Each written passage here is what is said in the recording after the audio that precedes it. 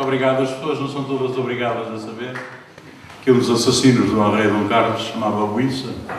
Por isso, quando Manuel Alegre diz que nem eu sou nenhum Buíça, era o nome de um daqueles 3 homens que foram presos e mortos depois do atentado que fizeram ao rei Dom Carlos. Atentado esse em que parece que estava envolvido o Aquilino Ribeiro, mas isso são outras histórias para aqueles que se interessam. Pesquisar esses meandros. Normalmente, eu sou uma espécie de pirata dos poetas, atacando os versos à falsa fé, roubando os versos. Antigamente dava trabalho, tínhamos que copiar à mão, não havia máquina de fotocópias. Sou de um tempo em que não havia máquina de fotocópias. É verdade, hoje é muito simples. Toda a gente tem em casa uma impressora que faz fotocópias. Mas na altura não. Portanto, a gente tinha que copiar aquilo à mãozinha, para uma folha. E eu, durante muitos anos, muitas folhinhas, escrevi, copiando versos de variados livros. E sempre foi mais ou menos o que fiz, dar voz aos poetas que mesmo noutros tempos tinham edições de livros de poesia muito reduzidas. Aqueles que não sabem, mas nos tempos que correm, editar 200 ou 300 livros de um livro de poemas já é uma coisa formidável. Só 4 ou 5 autores é que conseguem realmente vender umas centenas de livros de poesia. Mas uma vez, por alturas dos 66, talvez, por aí, embora a cantiga fosse gravada mais tarde, eu atrevi-me a escrever uns versinhos que depois musiquei, porque falavam de uma realidade que eu conhecia, como é que eu ia dizer? Conhecia não de vivência, também de uma certa forma de vivência. Bom, deixa-me de espirais, vou direto ao assunto. Minha mãe tinha 11 irmãos. Desses 11 irmãos, 6 eram homens, todos foram imigrantes no Brasil. 4 regressaram, a fortuna, como dizem os escritores, não lhes sorriu.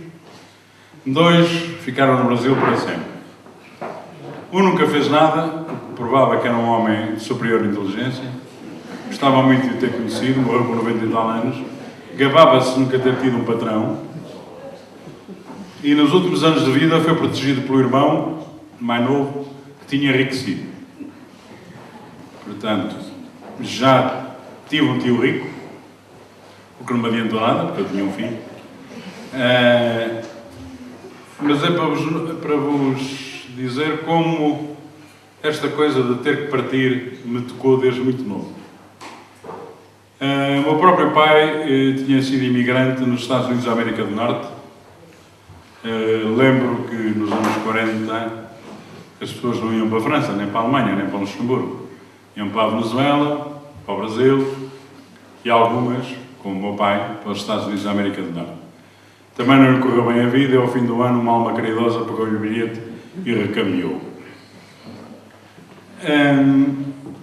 E quando eu tinha 18 anos,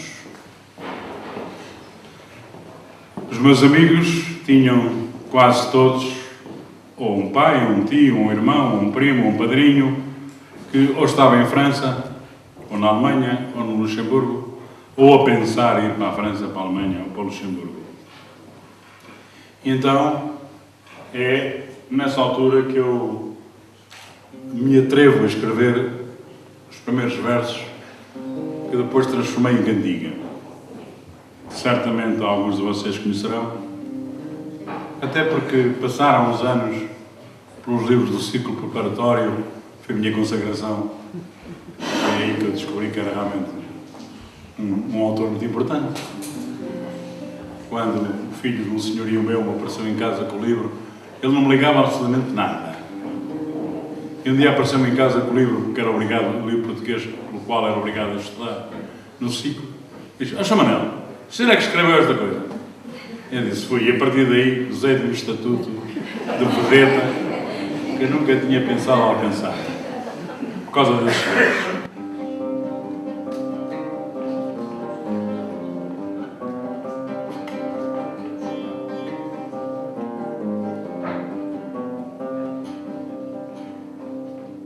Eles que partem, novos e velhos, buscar a sorte noutras paragens, noutras aragens, entre outros povos. Eles que partem, velhos e novos, eles que partem, velhos e novos.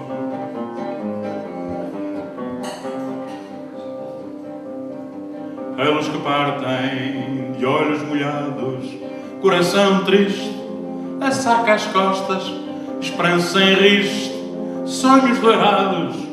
Eles que partem, de olhos molhados, eles que partem, de olhos molhados.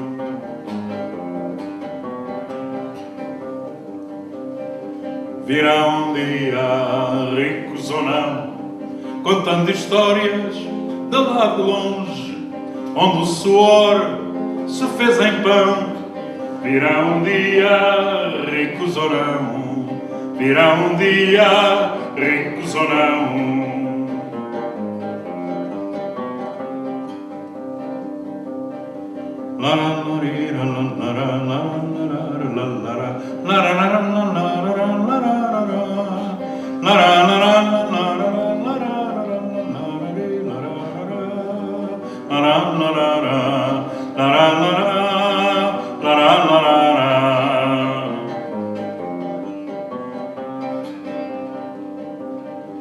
Virá um dia, ricos ou não, contando histórias de lá de longe, onde o suor se fez em pão. Virá um dia, ricos ou não, virá um dia ou não.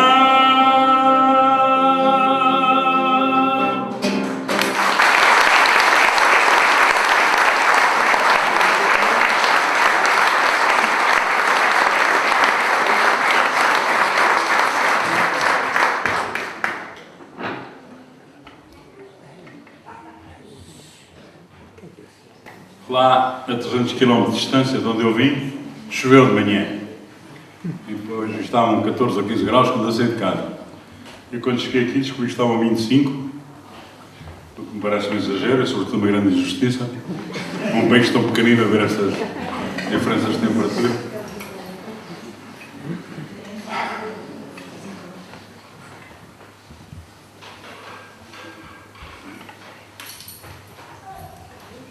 Pois, isto vai ser mesmo este. É um poema grande, mas tem a ver ainda e sempre com esta iconografia de 25 de Abril e com estas coisas que todos nós conhecemos. Depois do adeus, a primeira sanha na noite de 24 de Abril de 74, uma bela canção de Cenizas a Calvário, na voz de Paulo Carvalho.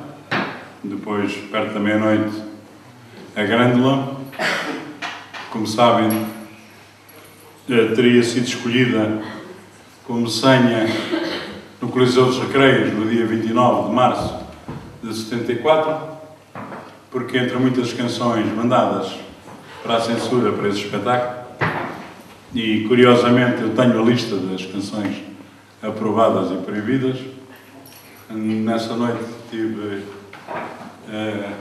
o lampejo de gênio de pedir ao Adelino Gomes, dai-me uma cópia da lista das canções aprovadas e proibidas que o Palácio de Foz mandou, que era onde estava o Secretariado Nacional de Informação, que tutelava essa área, e portanto o Zeca, que tinha uma ata de cantigas proibidas,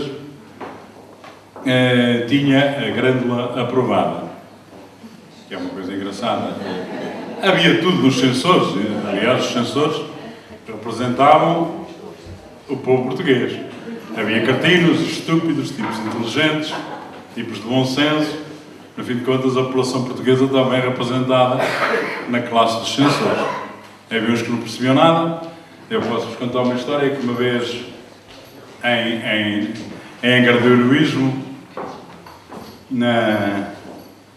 também por volta dos anos 60, uma turma de estudantes do liceu queria fazer uma récita. Entre eles estavam 3 colegas que davam pelo nome, eu começo com o mais conhecido, Carlos Alberto Muniz, toda a gente conhece. Depois estava um que outros conhecem, que se chamava Roberto Carneiro, que é Ministro da Educação, que andava também a estudar no mesmo liceu. E estava um outro chamado Vasco Pereira da Costa, que menos conhecem, foi professor, vive em Coimbra e foi diretor regional da Cultura dos Açores. Esses 3 faziam parte da comissão e tiveram que levar tudo aquilo que pensavam ler e cantar. E então, entre as coisas que levaram, foi a Trova do Vento que Passa. E o censor não estava muito disposto a deixar passar, e eles explicaram que aquilo tinha a ver com o anticiclone dos Açores. Isto é verdade, não estou a inventar. Era uma coisa assim a puxar para a meteorologia.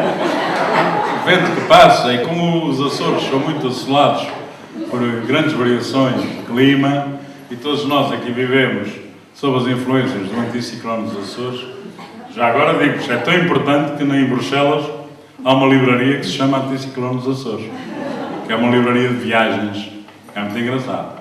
Nós aqui, que estamos habituados no último de hoje, não ligamos nenhuma ao Anticiclone dos Açores, mas parece que é uma coisa que condiciona muito a meteorologia aqui na Europa. Então eles lá começam no censor que aquilo era só falar de ventos e tal, não tinha importância nenhuma. Já sei onde é que eu queria chegar, eu perco-me um bocado, mas é normal, sou um ancião, vocês têm que ter alguma condescendência. Essa coisa da rádio e das senhas serem transmitidas pela rádio leva-me a ler-vos um texto que Manuel escreveu antes, muito antes disso, na Argélia certamente, e que se chama Poema Arma, e que diz assim: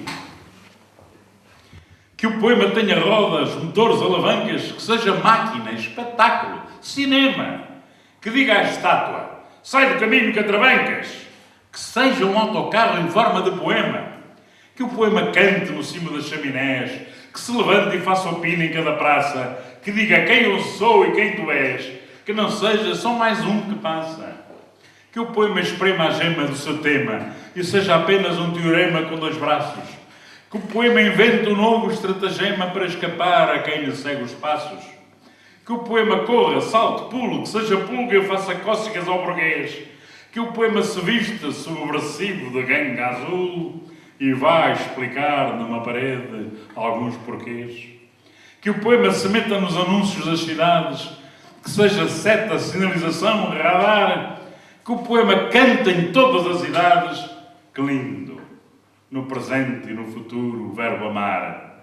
Que o poema seja microfone e fale, uma noite destas de repente às 3 e tal, para que a lua estoure e o sono instale e a gente acorde finalmente em Portugal. Que o poema seja encontro onde era despedida, que participe, comunique e destrua para sempre a distância entre a arte e a vida, que salte do papel para a página da rua, que seja experimentado muito mais que experimental, que tenha ideias, sim, mas também pernas, e até se partir uma não faz mal, antes de muletas que de asas eternas. Que o poema assalte esta desordem ordenada, que chega ao banco e grita: baixa a pança! Que faça ginástica militar aplicada e não vá como vão todos para a França. Que o poema fique e que ficando se aplique a não criar barriga, a não usar chinelos. Que o poema seja um novo infante Henrique voltado para dentro e sem castelos. Que o poema vista de domingo cada dia e atire foguetes para dentro do cotidiano. Que o poema vista a prosa de poesia ao menos uma vez em cada ano. Que o poema faça um poeta de cada funcionário já farto de funcionar. Cada novo acorda no Lusíada a saudade do novo, o desejo de achar. Que o poema diga o que é preciso, que chega disfarçado ao pé de ti e aponta a terra que tu pisas e eu piso, e que o poema diga: o longe é aqui.